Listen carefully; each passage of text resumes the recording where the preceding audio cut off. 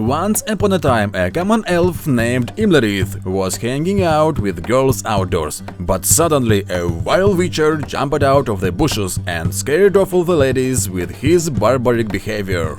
Imlerith asked that witcher behaved himself and apologized, but the villain witcher full attacked him and also started calling him names and witcher slurs. The consequence of such unjustified actions was that Imlerith's helmet was heated up to a temperature incompatible with preserving the tempering, polishing and padding. And I'd like to ask that hooligan Gerwald, did you make it? That you are ruining it. It's always like this. You make it, put in a lot of effort, shape it, work on the helmet design, and then some superhero comes and breaks and ruins everything. Well, there is nothing to be done except make a new helmet. This is a sheet of 30 HDSA steel. The thickness is 3 mm. I'm cutting out the first detail of the helmet. It's better to do it with a protective cover on the angle grinder.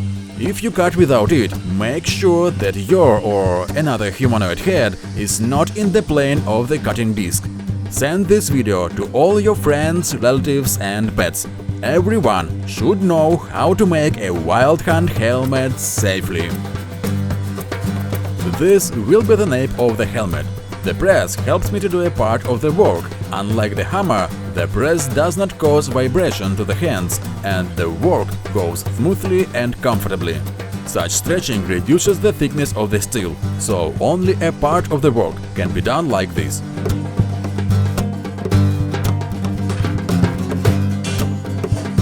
This method of shaping the bulge is called raising. I rest the cold part on the device and I hammer the hot part with the hammer. The work is quite complicated, so every you like makes it a bit easier.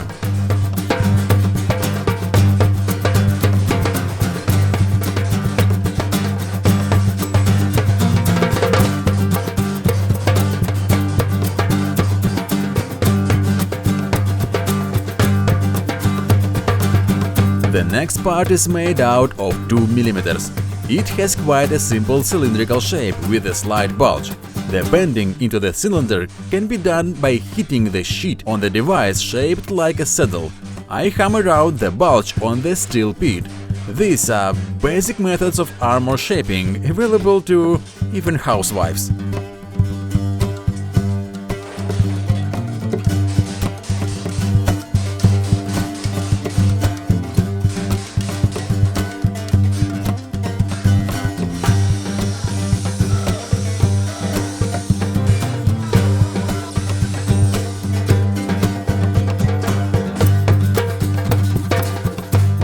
This is a third detail.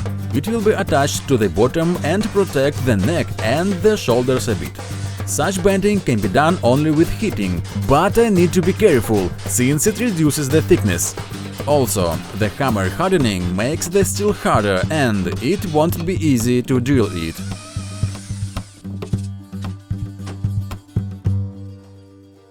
After all three details are attached, I bend the lower edge into the correct shape. Here is a fun fact. I've seen similar geometry only on ancient Roman helmets. Later, I'll tell you all about it.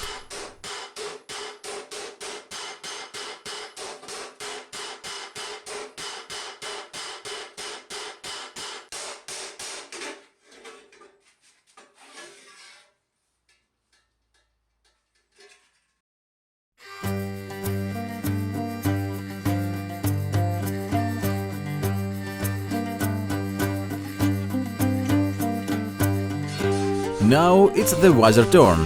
The upper part has slits. Their purpose is to make the creation of the curved shape easier, and the edges of the cuts will shape the same lines on the visor as in the game's design.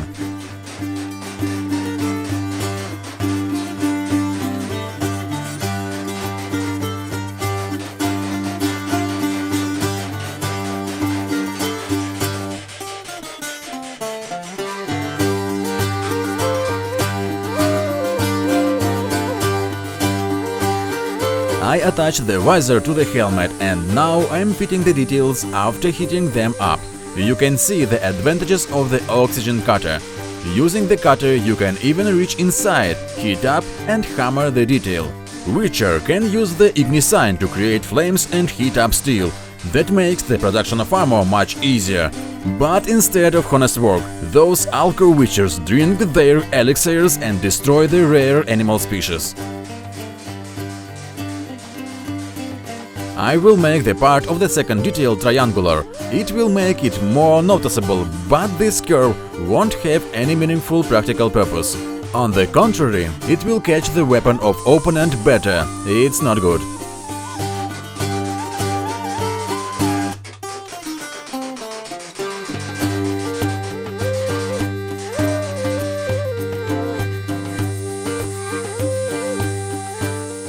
I'm going to make a protruding rib in the middle of the visor. This vertical line seems to be a cavity in the game's design, like rib, but directed inside. But I always say that such cavities affect the armor negatively, because the stubs can get stuck in such shapes instead of sliding to the sides, and the protruding shape will make them slide.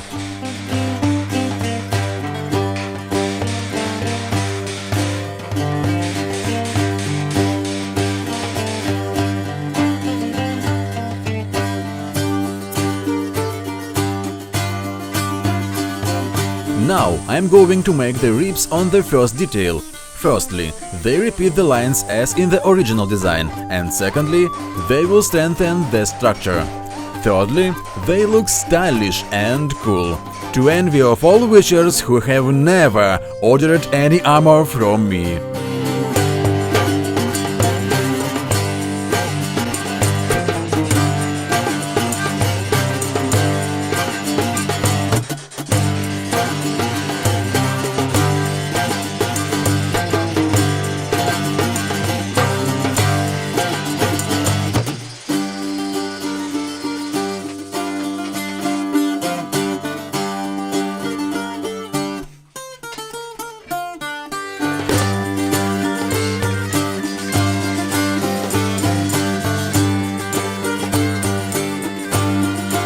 I decided to add lines that are not on the design.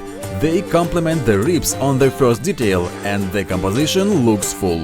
Without a visor, the design looks like a helmet of a spacesuit. This fits into the concept of the Wild Hunt, because as you know, they knew how to travel between worlds.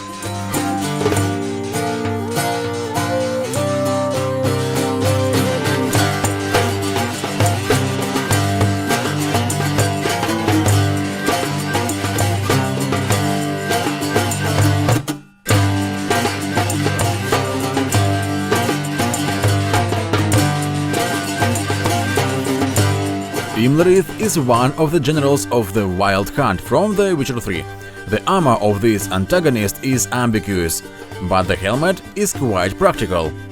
The shape of the visor resembles a platypus, which very stylishly highlights their character, and 10 viewing holes are typical for insectoid humanoids.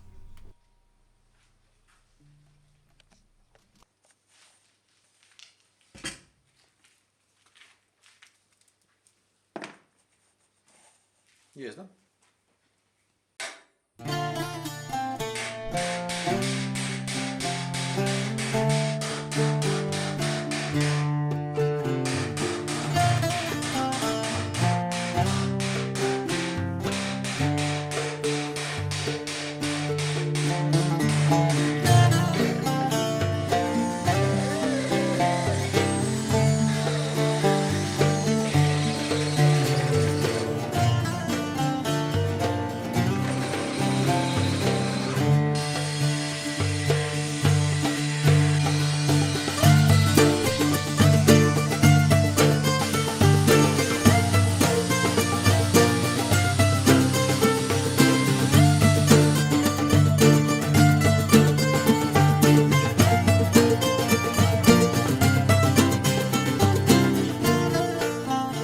These will be holes that fasten the layers of the visor.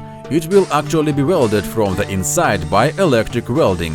But from the outside, I do it in such a way that it could seem like it was done conventionally with the medieval tools.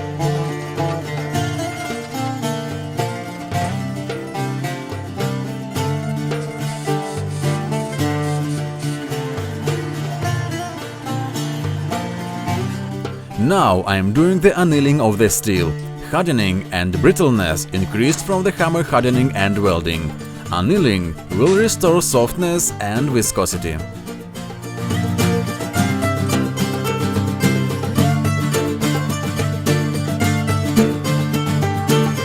After annealing, I hammered out the relief on the lower part. I said that Roman helmets had similar shapes. About 10 years ago, I made reconstruction of such a helmet. I took the drawing on the plate covering the neck from it.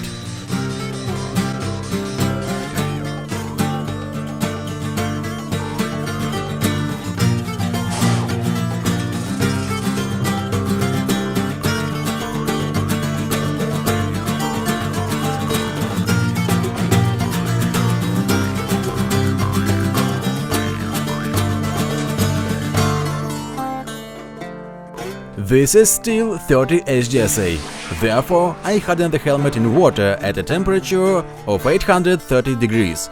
After hardening, tempering must be done. I do it at a temperature of 300 degrees and keep it in the oven for half an hour.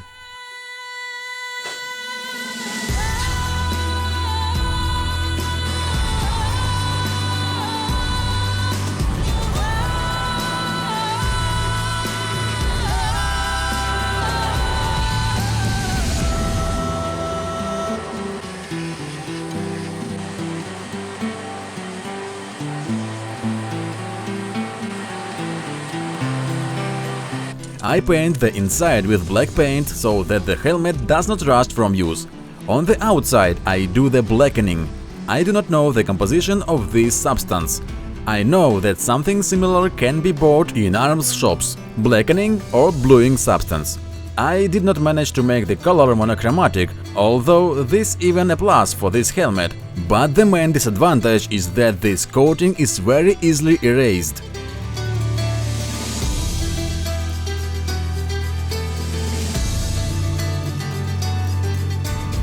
The final stage of assembly. Now I am putting everything together on rivets. As I said, everything is done as it is typical for medieval armor, although the shape and silhouette of the helmet has nothing to do with the Middle Ages.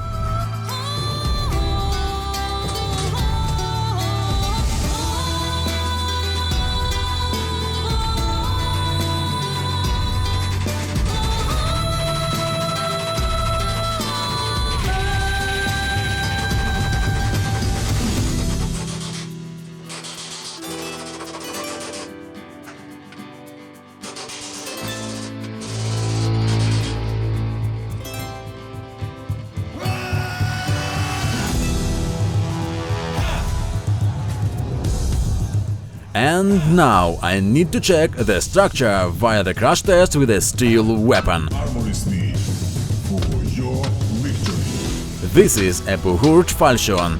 As expected, one-handed weapons do not deal significant damage. Now I'm taking a spike hammer. This is a specialized armor-piercing weapon. But mine is not hardened, therefore it also did not cause significant damage.